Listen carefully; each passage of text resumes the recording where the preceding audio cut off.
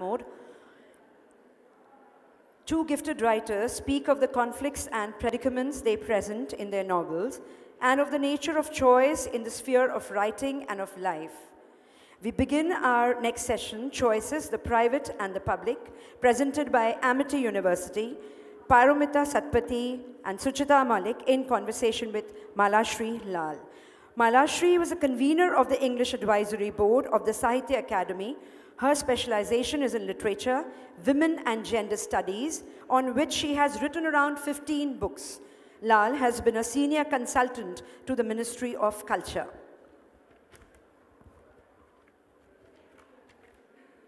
Paramita Satpathy is an influential voice in Odia fiction writing and has been widely translated into English, Hindi, and other Indian languages. A recipient of the prestigious Sahitya Akademi Award for 2016, Satpathy has published 6 books of short stories and 2 novels.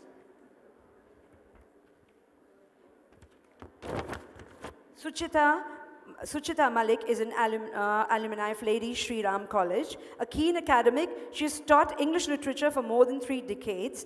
Besides contributing middles, feature articles, and travelogues for national newspapers, she has authored 4 novels titled Indian Memsahib's Chronicles, Women Extraordinaire, and Scent of the Soil. Over to you, Malashri. Thank you. Good afternoon, everyone. And this, as you can see, is an all-women crew. Yes, 3 cheers. I also want to say that I'm in the passenger seat. These are the co-pilots, and I'm sure they will do a very responsible and professional job. They're not going to leave their seats, right? So this is a session to which you're most welcome. 2 very gifted writers, but rather different from one another. And I'm so happy to see that the subject that has been selected is the private and the public, the choices that are made by writers, as to how much of it that they experience in whatever profession they are or associated in the social management of life, and how much of it are they ready to put into their books. I say this as the common factor for both Paramita and Suchita because their novels, their short stories have been immensely successful, but in 2 rather different contexts. Paramita writes in Odia, and some of her work has been translated into English, but a lot more deserves to be published in English because it reaches a different kind of an audience. A lot of her work is located in Orissa, and it talks about the marginalized communities there. Many of the stories are women-centered and therefore do talk about patriarchal practices. Many of them dwell on the levels of poverty, oppression that often happens in many parts of our country towards women. But on the other hand, she's also got a bunch of stories which are about the so-called fashionable, high-placed members of society. And there, too, there is a private and a secret life that goes on. And an author always has to make a very judicious choice as to how much of it to put forward and how to put it. Suchita, on the other hand, is looking into the life of the Memsahibs. And these Memsahibs are the wives of bureaucrats. Suchita, may I also divulge that you happen to be the wife of a bureaucrat? Certainly, that's how it and it's very brave of you to take up the subject because you must be a great observer of the people in the bureaucracy that you meet. You must be listening to a lot of stories from the women, the Memsahibs. But I also like the idea of the term Memsahibs because it actually comes from the British colonial Memsahibs, the white women who were married to the colonial administrators. And they were not allowed to speak about their lives. In fact, they had very restricted lives. They could not even move around too freely. And it's only in the last 15 years or so that we are getting snippets of colonial history from the eyes of the Memsahibs. So when Suchita talks about today's world in India of the bureaucracy and the private lives that she is revealing in her stories, we are taken on a very special journey of discovery. So that's just by way of a brief introduction to my two panelists, and I will now request them to talk more at length about their work, so we get an insight into their subjects and also maybe listen to their voice in their own writing. So may I start with Paramita. She won the prestigious Sahitya Akademi Award in 2016, and this was given to Paramita for a collection of short stories called Prapti. Now, Prapti in English roughly translates as the word gain, G-A-I-N. But what an inadequate translation, because the notion of Prapti is much more by way of accumulation, of accretion, and gain somehow is a more bland kind of a term. So Paramita, if you would like to comment on that what do you think the collection Prapti contributes to social issues that are being discussed? Thank you, Malashri. As you have correctly said, gain looks very abstract and, it's a very pervasive kind of word. This collection of long stories, rather, novel as some people call it, is a collection of 10 such long stories, basically based on journeys of women. Women in different strata, women at different positions, women pursuing different professions, like that. So I would, since you have given me the opportunity, I would just discuss 3-4 of such stories where who are little different from each other. The title story, that is Gain. This is regarding the protagonist is a woman who is a singer, and this story runs with her attachment and involvement with singing and her husband and a friend. And now that she started singing, she has been singing, these devotional songs for quite some time. But now that she started to sing the other songs, in the medieval period, like, after this bhakti movement, I am sure all over India, those called was prevailing is Riti Kavyas. Basically they describe the love relationship between Radha and Krishna. So many poems have been written around beginning of the 19th century. And those poems have been recited by men, male singers, all over the ages, days together. But generally, women have been hesitating singing that.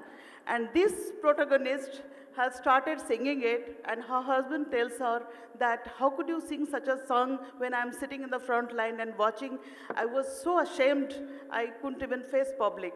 So that is one. Then she remembers that while I was getting married, my mother told me, are you going to continue singing? She says, yes, why should I not? Because my husband also likes, and otherwise I'm singing well. Why do I not?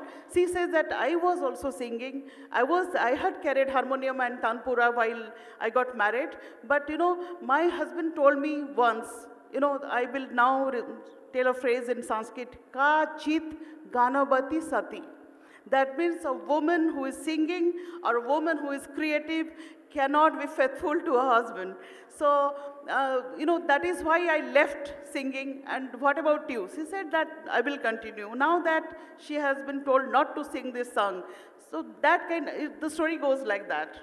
Then there is one more story. This is regarding a woman who is in power. The woman, basically, allegorically, I had described her to be a queen. I have taken a period of, let us suppose, 19th century kind of period, that she is a woman who is in power. She is a queen. And what is her life? How she is seeking salvation. How she's been facing problems at each step. That is another story. So one more story also, I'm just telling in a nutshell, is Tears. This is a woman who is of a lowest strata of the economy, lowest strata of the society, and she's married to a man, and after marriage she finds that the man is having a relationship with the elder sister-in-law, whose husband is dead. So this kind of a story. And also there is a story on a little girl, a girl of 10 years who lives in a slum and they rear pigs. And the title of the story is Girl Only. So because she's a girl, she's been told at each and every step that you are a girl and you are not supposed to do it. Even if you are emotional, even if you are attached to something or some object or something, but still you are a girl and that is how you are behaving that way. So the stories go like that. Congratulations. This really is a very large and a rich canvas of subjects, though clustered around the destiny and social expectations upon women. A little biographical detail that I'd like to share about Paramita. You grew up in a very renowned family of literatures in Orissa, your parents being Paramita Satpathy and Nityanand Satpathy. Extremely well-known writers, and I'm sure there was the atmosphere of books and learning and discussion at home. Now, when you were growing up in that kind of an environment, did you rebel against the so-called anxiety of influence of famous parents? Or did you follow a kind of a track where you felt there were gaps in Odia writing that you wanted to come in and fulfill? I couldn't be that daring to say that there are gaps and I wanted to fill in, but as a child, I always look forward to my parents and they have been involved in writing. And as a child, I was thinking that writing is the best thing that can happen to a human being. And writers are the best persons in the world.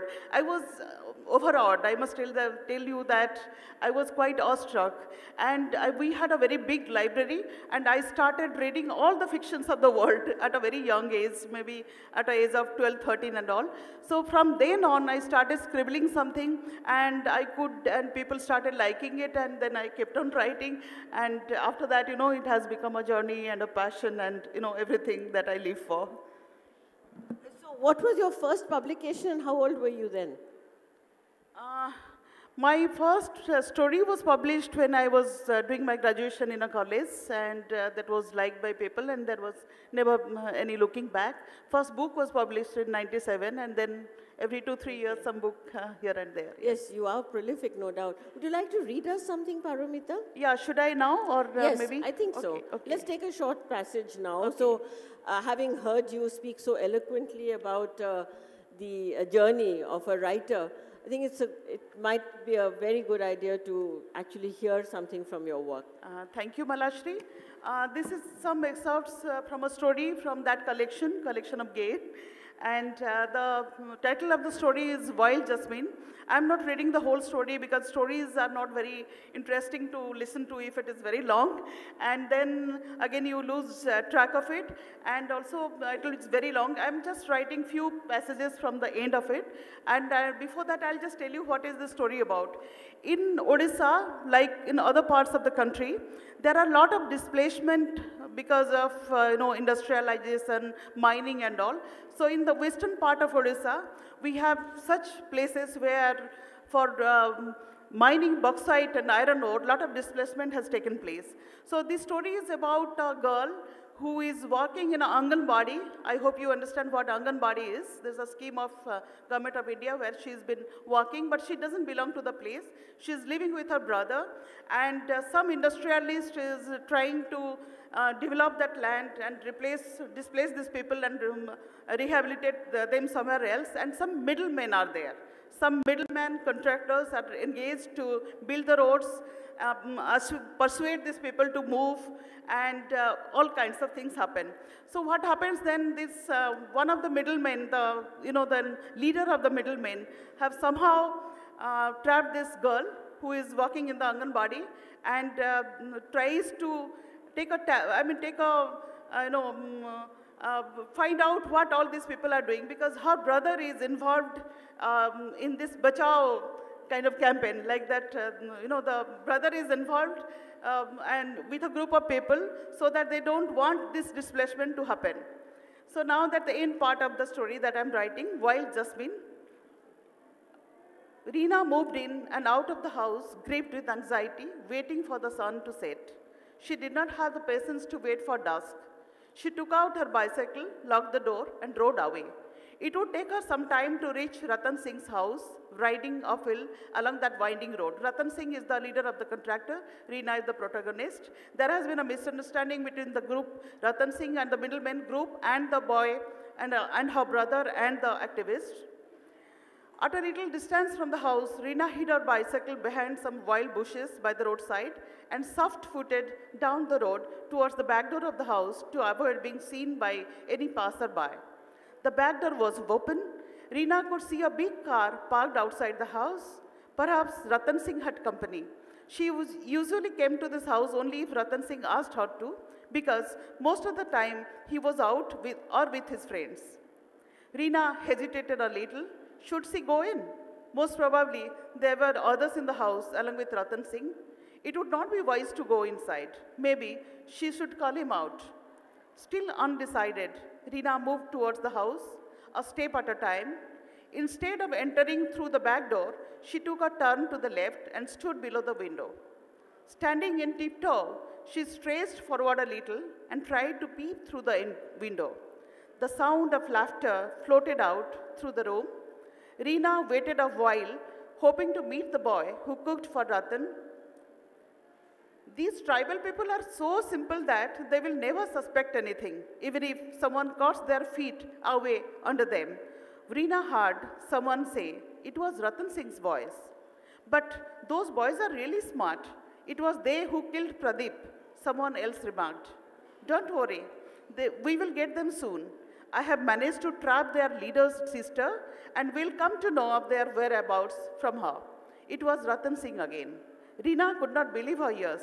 Could this be Ratan Singh speaking?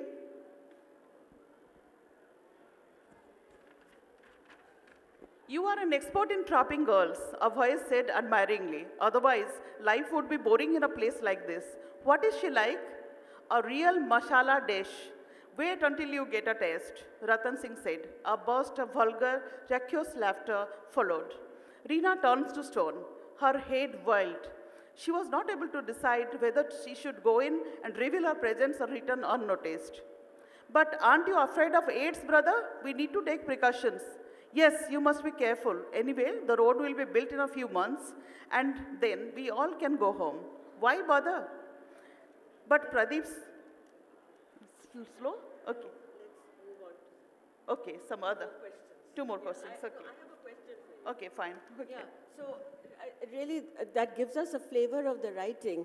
And you especially mentioned the tribal community.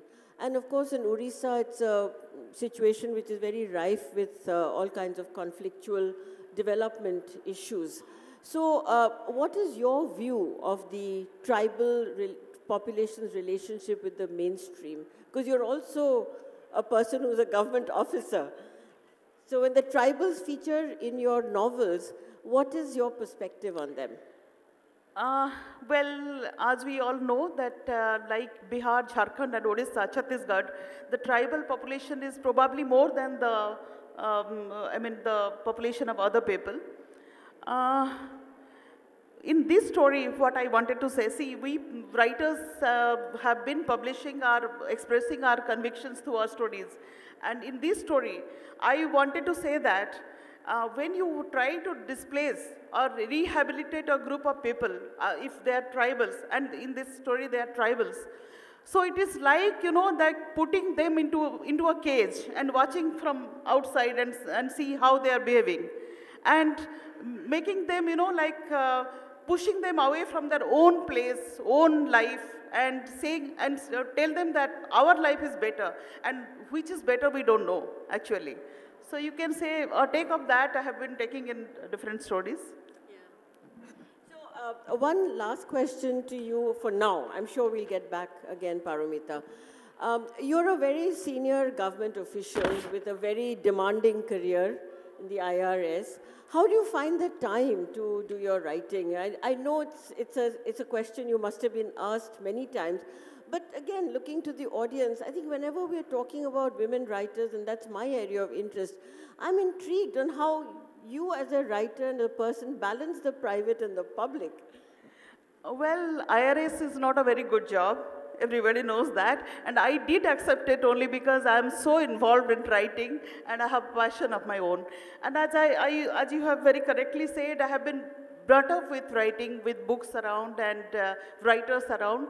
And writing came to me much before than any kind of living. And in this country, all of us do something or other to, have a living, we are basically not living out of books, most of us. And as far as time is concerned, I do feel sometimes pressurized about time. Time basically space, not exactly time in the physical sense of the term, but basically space and mind, because it's a computer and you can't keep so many things in together. But it has been a balance, I must tell you that. I have been trying to do that since since quite some time. And well, when you have a passion which is so overpowering, probably you have to make a space. It's like some kind of water coming out from a mountain, you have to find a way out and flow. That is how it has been with me. Thank you very much. That's a wonderful metaphor that writing is like water comes springing out of a mountain. It has to find its way. So may I turn to you, Suchita, and take the conversation forward, because your career has been in teaching in the university, in Chandigarh mostly, and you are the wife of a bureaucrat, if not yourself one. That has given you the opportunity to observe the life of the bureaucrats in a very, very close and, if I may say, in a perceptive, intimate kind of a fashion. So what is it that made you pick up this subject, the untold stories of the Memsahabs of the bureaucracy? And how did it come to you as a theme? And what is the broad perspective that you're taking on this? Thank you, Malashri. And I also thank the audience who has taken time off to listen to all that we have to say. It's a very interesting question, and I must say at the outset that I became a writer by chance. By chance in the sense that it all started with a middle. You have asked me how I got into the writing about Memsahibs. Well, it was interesting, or it was just an outburst in an anger, or maybe a disillusion that, my husband, in the first 11 years of his service, 9 years, I had to shift my luggage 11 times. And it was very discomforting. Every 6th or 7th month, he would get transferred. And I was teaching in a college. It resulted in so many kinds of problems. So, and whenever he would get transferred, I would go to another college. Well, people would say I would have to face, the repercussions of being a civil servant's wife. And wherever I went, I thought the public perception about, the civil servants' wives was that we live a life of glamour, we live a life of privilege, there's a lot of paraphernalia around. So I thought, well, of course, all that is there, but then we bask in the glory of our husband, no doubt, but we also walk the tightrope. So how is it? What are my privileges? How am I privileged vis-a-vis other women? So I wrote a middle, and that was my first brush with the pen. I just wrote a middle. I called it the Peace Accord, and I sent it to a newspaper, and it got published within a week. And then I got a spate of phone calls and, of course, the intoxication of seeing your name in print. And that's how I started writing the middles, the travelogues, the articles, etc., for a number of national newspapers. This continued for about a decade, and then my husband came to Government of India, and I came along, and I took leave of all kinds. I took study leave, I took earned leave, I took leave without pay, and I took a postdoctoral subject to keep me busy. And in that connection, I went and met Khushwant Singh, the legendary Khushwant Singh, and I showed him my middles, and I asked him, well, what is the advice you give to me as a writer? And he said, enough of your middles and features and travelogues. You must get down to serious writing. You must get down, you must write a novel. So I thought, oh my God, this must be a daunting task. It's not easy to write a novel. So he says, no, all writers, their first novels are always semi-autobiographical. So I used to go to a library, in fact, to be precise, Nehru Museum Library, and sit there and work on the project, I forgot all about the research project. I started thinking about what he told me, and that's how the concept of my first novel, that is the Indian Memsahib, this is the first one. This was about a decade back, and I thought I would like to write about the unseen side of a civil servant's wife. I checked up the market. There were many novels or books which highlight the bureaucrat's point of view, but there wasn't anything that, which emphasized or highlighted the life of a bureaucrat's wife. So that's how I thought I must bring to the public, a peep into the life of the Memsahibs. And I wanted to call it Memsahib, but as Malashri has said, it was a colonial, it has colonial connotations. So I thought the modern day Memsahib was very different. She was not only the recipient of only the privileges and the paraphernalia, but she also makes a lot of adjustments, sacrifices, career adjustments. She has to take a back seat most of the time in order to adjust, in order to make a happy home. So I called it Indian Memsahib. Indian Memsahib, which is different, and somehow the concept is different. Well, she is a representative figure of all the wives of the civil servants who live a life of glory or who bask in the glory, but who also have a life of their own, and who it takes a toll on them to strike a very healthy and fruitful and positive balance between the glamorous, the privileged, the VIP life of the husband, and their own identity crisis. That's very well put, Suchita. And I have had the privilege of reading through your work. And the new book that has come out, The Scent of the Soil. Yes. The growing maturity of your writing shows, because you have depicted the civil servant also caught in a trap of his own. The civil servant is also expected to behave in a certain way, to respect certain priorities. And it's as though there is a kind of a framework within which they are both placed. Yeah. And though you have, in your work, focused on the woman's viewpoint, there is also a kind of empathy for the situation that the man finds himself in. And you call this last novel The Scent of the Soil. Yeah. And it shows this conflict between what is the duty and what is the emotional pull. So I was wondering if you'd like to read something from your work, give us a flavor, just a minute or two. Yeah. And then I'll pick up some more questions. Yeah, certainly. In fact, all the three novels, in fact, there are 4 of them. The third one is different. We are not going to talk about that because there the subject is not civil service. The first one, when I wrote Indian Memsahib, the response that I got was, it was more about the bureaucrat rather than the wife. And I took that criticism very positively, and I wrote the second one, which I called Memsahib's Chronicles, a story of grit and glamour. And grit was for the officer, and yes, the grit was for the officer, and glamour was for the wife. I tried to juxtapose in that novel, I'll just take a minute in telling. In that novel, I just tried to juxtapose the serious with the ordinary. The life, the gritty life that the civil servant leads, and the glamorous life that the wives seemingly lead while making all sorts of adjustments. And when I wrote the first 3 novels, well, all the 3 novels are women-centric. And again, somebody in the audience like this posed me a question, well, when is your next book coming as the man extraordinaire? So I thought the next protagonist of my novel, the 4th one, that is Scent of the Soil, is going to be an officer. Scent of the Soil, as you said,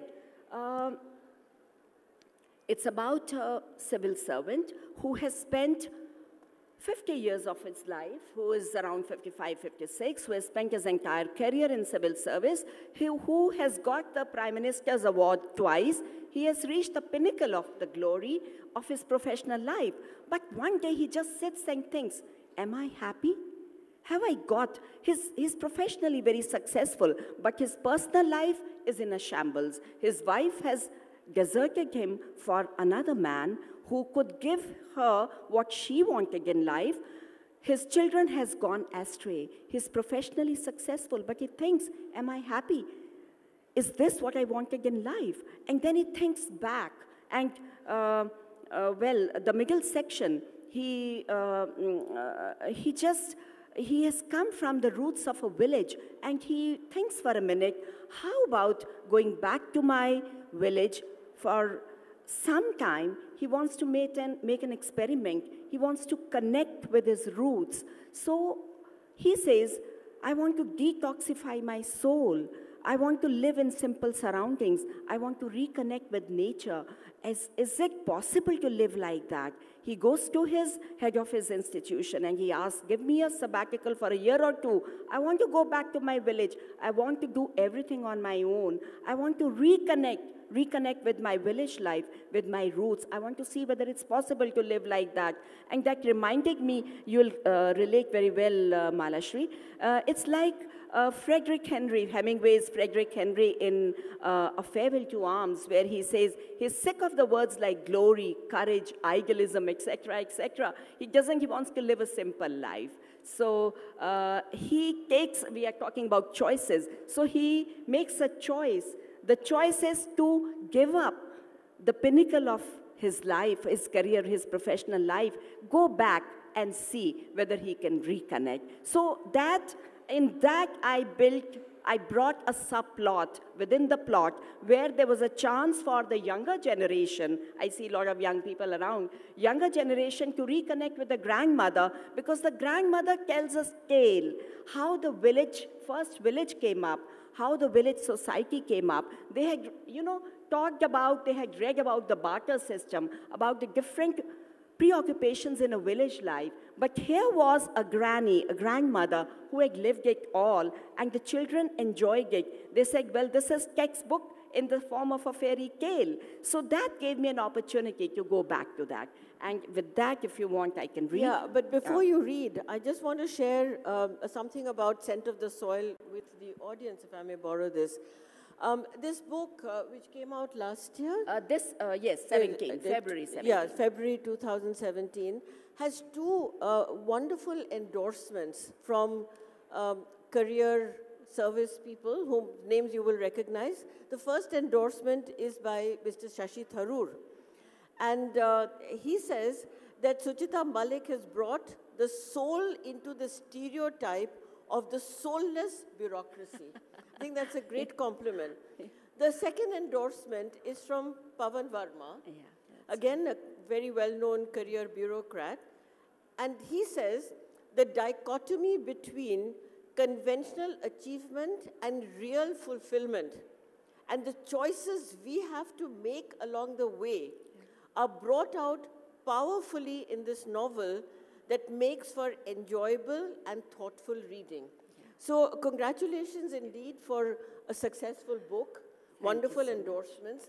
And I'm actually happy to see that the frustration with the responsibilities, the demands of a job, are not only that of the women, but also of the men. Certainly. And from that point of view, that you shifted the perspective to this male protagonist and how he has to cope. Yeah. And the success of a career is set off by the disappointments of his private life. Yeah. That you have given time and space to that, I think is wonderful. So would like you to read a short passage from that, please. Here the protagonist has reached a saturation point. And with your permission, probably I'll read two small paragraphs. One is about the corridors of power, because I think that would be very relevant. And what is it that he gets very disillusioned about? And then what does he want to do? He wants to go back. Very small paragraphs about these two.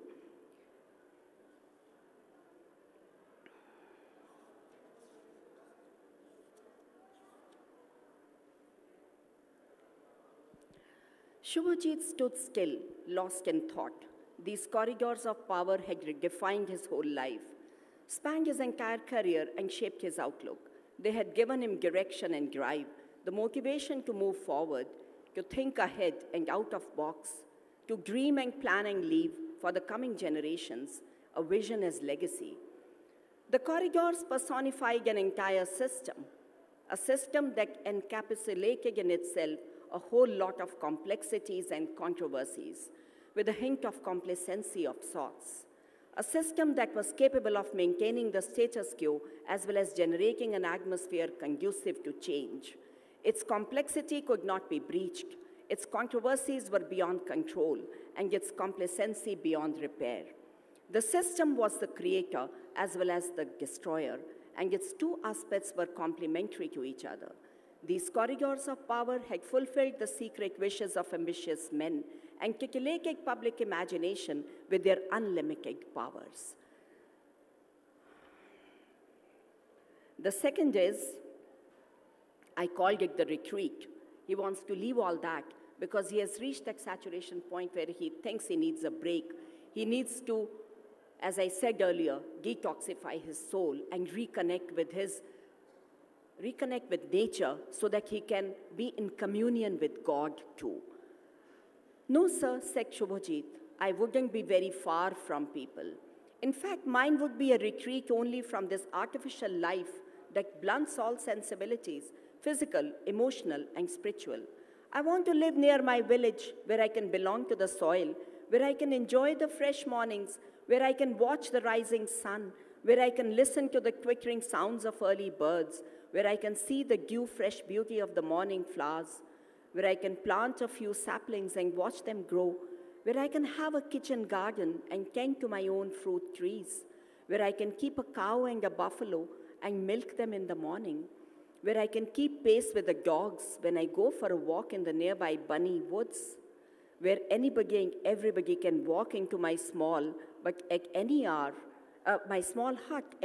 of the day and enjoy a simple, frugal meal, where formality would not be an issue and pretense not a weapon, where to exist would be to live, and to live would be to enjoy, and enjoyment would lead to a communion with the Creator and His creation. The CS, mesmerized, was unable to hold back his tears. He got up, embraced Shubhajit and said, "Go, my friend, follow your instincts. I would love to join you any time. The right time will come for me too, I'm sure. And yes, send your application tomorrow. Don't delay." Thank you. Wonderful readings by both of you and discussion. But I'm going to ask both of you a very provocative question. Yeah. Are you comfortable being called a woman writer? Would you rather be called just a writer? Do you believe that women have a different set of challenges when it comes to publishing? Do you believe that women choose their subjects and thematics of writing differently from men? So that's the bunch of things that's worrying me, and it's worried me for a very long time, because I have to confess, I do believe that women writers have a mission, and I feel that both of you do have a mission. But you might turn around and say, no, a writer is a writer. So many of my friends say that. So over to you, Paramita, and then very pertinent question, and this question I have been asked so many times, and not to me. It has been asked to my mother also for a long time, and she is particularly being very worried and annoyed and vexed that, she is being called a woman writer for some time. Now also nobody tells her that. At that time, I also had a debate with her. Why are you feeling so bad that you are a woman writer? Because she doesn't want to be straitjacketed. That I said, by saying that you are a woman writer, probably they don't mean that you can only write this or not that. She said, in my era, when she was writing, probably it meant that. But as far as I am concerned, I don't mind whether I'm called a woman writer or a writer or just writer, because it doesn't matter to me. But I do believe, as you very correctly said, Malashri, that women as writers have a vision. They have a vision, and they impart a kind of softness, a kind of different way of looking into things, which probably, I don't say that people don't do. We have very good writers who have written about their protagonists are women, and they're very good. But basically, I believe looking at certain characters, certain themes, certain things happening in a society in a different way. And that different way is also enchanting. I would not say which is better. this or that. But there is a difference, because when I write, I do feel that when I write about a woman, her ways, her ideas, her feelings, probably I think that that kind of thing probably would not come out in that way. If it is from a male writer, it can come in a different way. And we writers, we always write whatever we want to express and whatever we feel like. But though there is not a very compartmental thing about women writers and male writers, but as a writer and as a woman, probably I believe that I have a different kind of thing to say. The things which I am convinced myself, some of my own ideas, which are, how a woman is framed, her psychology, the insight into her, ways of life, journey of life. So that is how it is. It's not a very, very important thing to know whether I'm a male writer, I'm a writer or a woman writer anymore, for that matter. Yes, one by one I'll come to that. The first one was whether I would like to be known as woman writer or a writer. I think a writer is a writer. I agree with Paramita. A writer is a writer. I mean, why should we be known as women writers? You write, the process of creative writing is the same for everyone. And as far as the perception is concerned and feeling is concerned, every individual feels in a different way. So the writing is going to be different. I would not say a male would write different from a female writer. I would think writing is a creative process. Probably it comes very naturally or very easy to women. I had no problems thinking of writing. A woman, I would think, is a creator anyway. A woman is the closest to creation, the world of creation. And maybe that is where she scores a little higher than men. Not to say that the men do not feel that way. But and another thing that, women are multitaskers. We feel very strongly, we perceive things very strongly. I don't think that, writing should be any problem, whether it's a man or a woman. So I would certainly like to be known as a writer.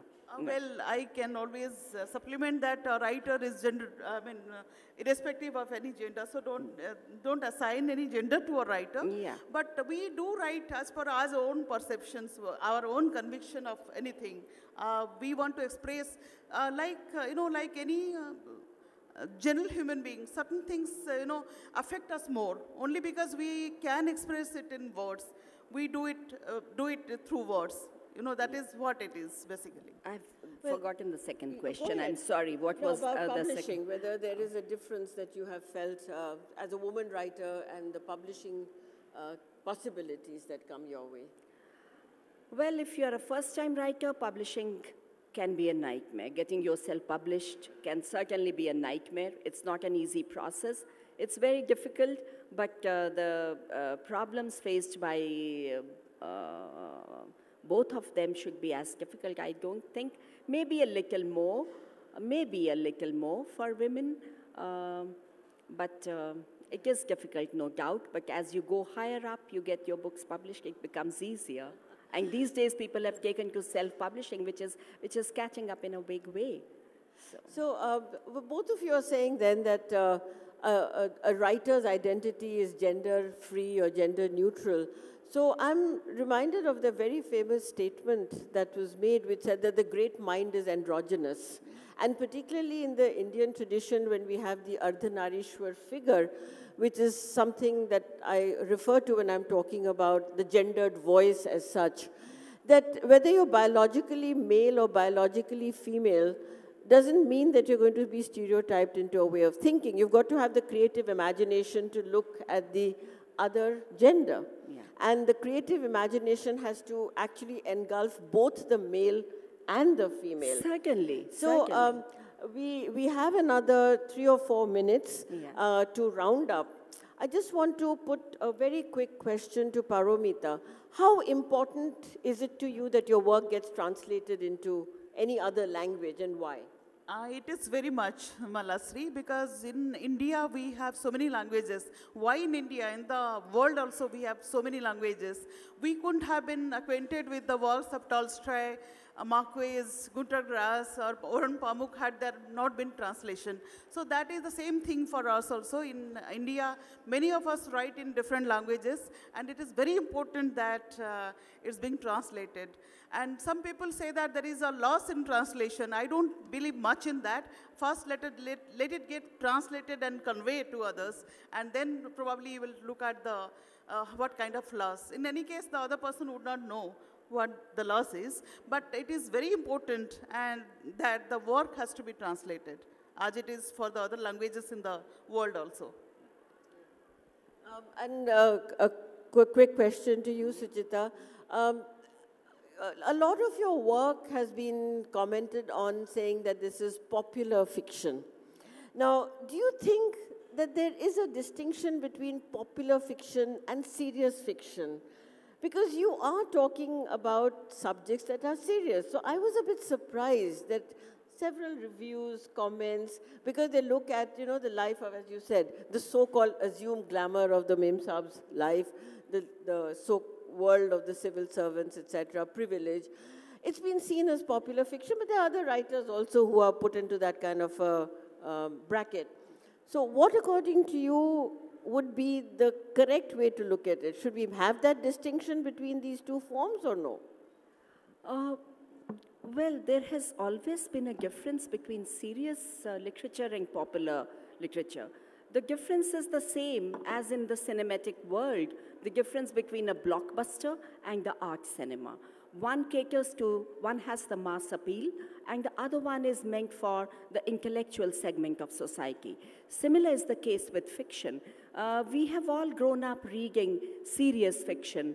As students, as teachers, we have always taught or read, works of Jane Austen or Charles Dickens, Mark Twain, Hemingway, Charlotte Bronte, Emily Bronte, D.H. Lawrence, and the list goes on and on and on.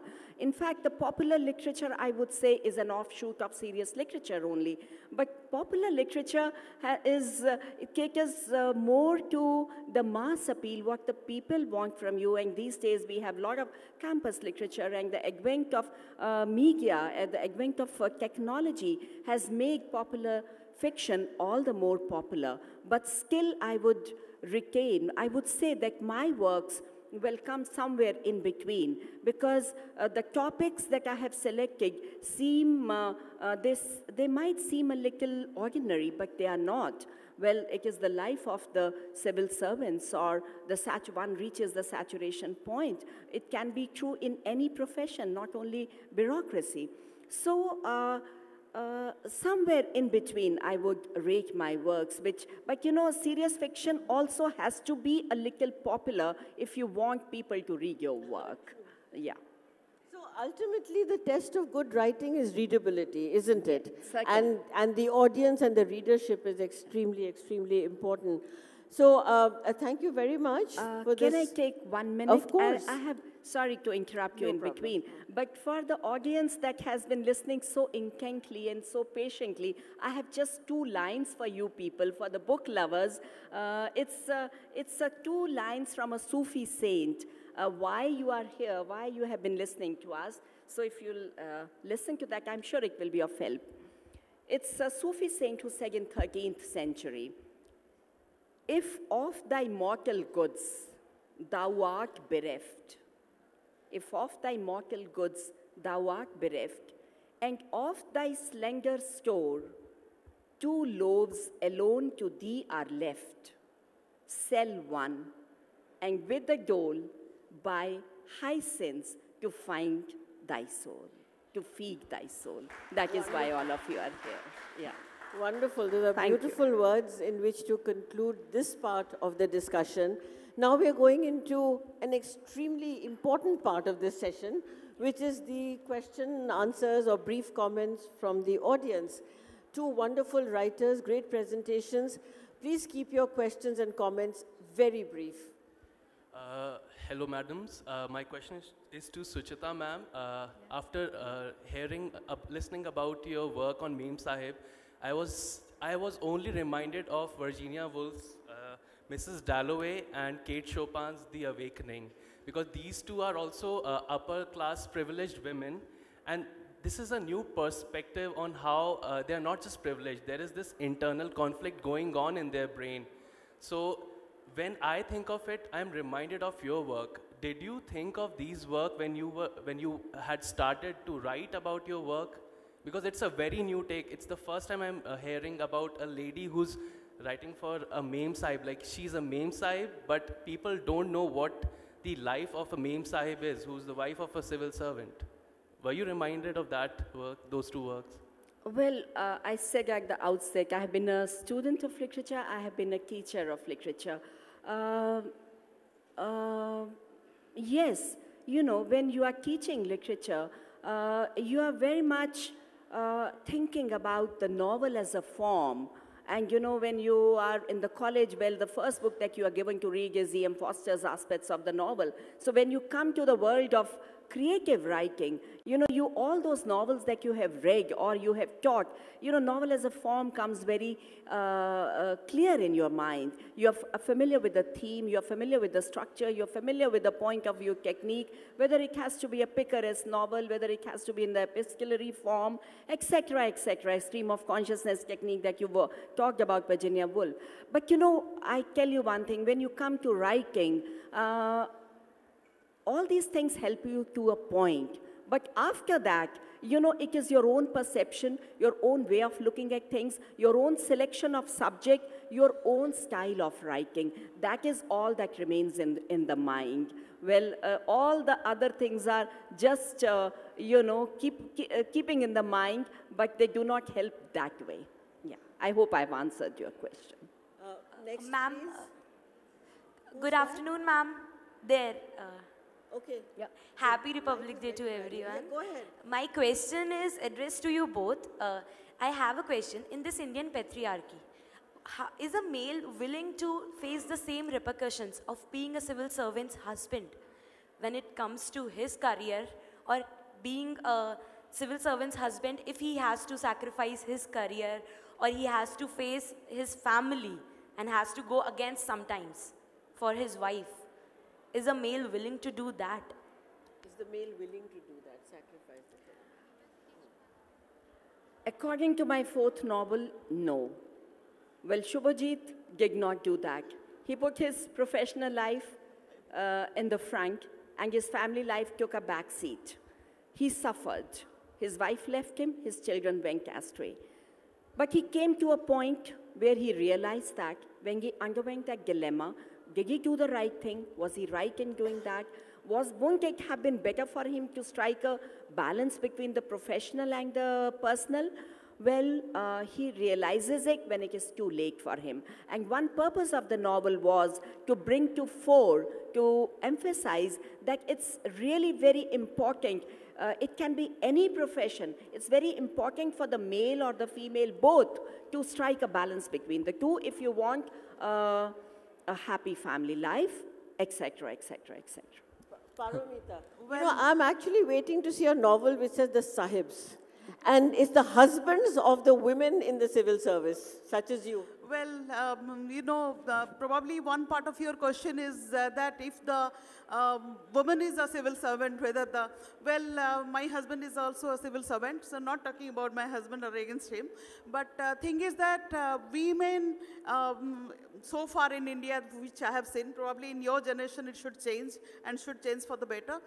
Women have, you know, compromised with their career many times, and even if because of many things, for the family, for children, which is a fact. I mean, a few of them don't do, haven't done, but most of us do. And it doesn't matter whether you are a civil servant, lady civil servant or not.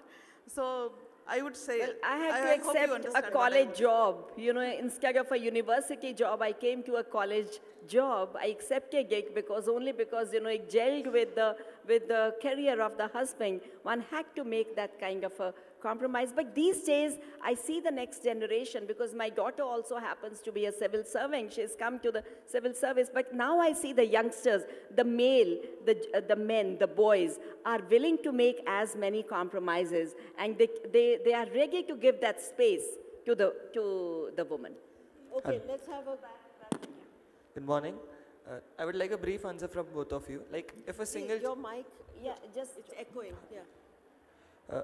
Both of you, if you get a single chance to change anything, either out of your personal life or the public life, in the world or in India or anywhere, if you get a single chance to change anything through your writings, what would it be? Good question. You take that. Well, till now I've been writing for past 27, 28 years.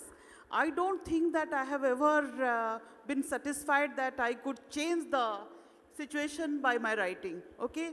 Because I believe that through writing I wanted to strike, knock upon, and show certain things which are generally not visible to the persons and, as you know, to the readers. Probably through that, it's a campaign. The writing is a creative kind of a campaign where you want to show the things which are unseen, unwritten, unseen, and those are between the set lines of the society, set lines of living standard and all. Probably if you have that much of perceptiveness in you, you do see that and look forward to a change in itself, and if it affects you, probably it will change you, your inner self, or emotionally you will change. But as far as creative writing is concerned, the kind of fictional writing that we do, I do not have a great expectation that I could change the society through my writing. Any other questions? Can I take that? Yeah. There are more questions. Yeah. I myself have been a civil servant, and I know some of the writers, like through their writings, Mrinal Pandey, Juhi Sinha and others, their husbands. My point is very short. Obviously, many of my colleagues have written their biographies, autobiographies and that type of thing. I am slightly disappointed because the same mundane sort of a thing, daily life, what he has done, what he has seen, what he has achieved, things like that. So I was expecting a woman writer, if I may put it, civil servant's wife, to come out with more sensitivity, more human approach to the servants, to the surroundings, and to put it little bit of wit and humor, not a very disappointing type of thing. Let us have a fresh air, fresh sort of a thing, so that it may come up. Little bit of women empowerment also may be involved. We've got the point. Thank you. Yeah. That's a comment, so I don't think there's much to answer. Any question? I just want to say one thing, ma'am. आपके views मैंने सुने. मैंने एक कविता 4 लाइनों की पढ़ी थी. आप कह रहे हैं कि बदलाव आ रहा है. हाँ, आ रहा है. मैं 2 लाइनें कहना चाहूँगी. थके पथिक की अंक शाइनी, रात्रि का विश्राम तुम ही हो. सुबह की बेला, दिन की धूप, रात की छाँव तुम ही हो. तो that's like a woman. आज की जो सिविल सर्वेंट्स हैं, if their wives are like this, लेकिन लौट के घर ही आना पड़ता है. They are the creators. So they have to balance their life with their wives. I am very much agree with all your viewpoints, ma'am. And badlav aayega, aa raha hai, aayega nahi. I am too working. My husband is also an advocate, but he sacrifices things for my career. So keep writing, ma'am. And thanks a lot giving a good views. Thank you. Can I ask you a question? Of course, ma'am, of course. How would you react to, I'm sure you must have heard about Maithili Sharan Gupta's 2 lines. Yes, how would you react to that in the present context? The lines are, Nari tum keval shraddha ho, Vishwas rajat nag pag tal mein, Piyush srot si baha karo, Jeevan ke sundar samtal mein. How would you react to that now in the present context? Ma'am, can I say few lines of written by myself? Can I say, can you give me a few minutes, ma'am? If you don't mind, some of this will carry on after the session. We're focusing on the writing of the 2 writers. I'm sure there'll be in this context, I just want to say that ladies जो हैं वो creator हैं उनको कितना भी बोलो उनके बारे में कितना भी कहा जाए शब्दों में पिरोना मुश्किल है लेकिन हम जो कह रहे हैं जो देख रहे हैं और जो आपने लिखा है वो काबिले तारीफ है और वो बहुत कुछ बदलाव लेके आएंगे उसमें मेरा पूरा विश्वास है Thanks a lot. Thank you. So I'll just take 2 minutes to round up this session. It's been a very rich presentation of the life of a creative writer as linked to society. And between the two speakers here, we have covered a large range of subjects, which is urban and rural divide. We've looked at tribal communities, looked at women's oppression, looked at the whole idea of the role of creative writing in society. And I think when we look at the overall theme, which is choices, private and public, each one in the room will have to answer that theme.